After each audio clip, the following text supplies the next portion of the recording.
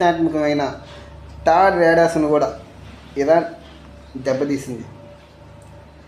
అవి వీటితో కాదండి, చాలా చీప్ డ్రోన్స్తో. అంటే ఒక డ్రోన్ కాస్ట్ ఒక 4 లక్షలు ఉంటాయి, కానీ ఒక టార్ రేడార్ కాస్ట్ 10,000 కోట్లు ఉంటుంది. కానీ ఇలాంటి చీప్ డ్రోన్స్ ఒక 60 డ్రోన్స్ ఒకేసారి ప్రయోగించింది. టార్ రేడార్ 40 డ్రోన్స్ని ఇంటర్సెప్ట్ చేయగలదు, కానీ మిగతా 20 డ్రోన్స్ టార్ రేడర్ మీద పడి అమెరికాని ఇలాగే 4 టార్ రేడర్స్ ధ్వంసం అయ్యేలా చేసింది. అంతేకాదు ఈ అబ్రహం లింకన్ దీంట్లో చాలా ఎయిర్ క్రాఫ్ట్ క్యారీ చేయగలదు. అందరికన్నా ఎక్కువ నేవల్ ఫ్లీట్ ఇదే, అమెరికాదే ఎక్కువ ఉంటుంది. దీని గురించి కూడా చాలా గర్వంగా చెప్పుకునేది అమెరికా. దీన్ని కూడా ఇరాన్ ధ్వంసం చేసింది మొన్న.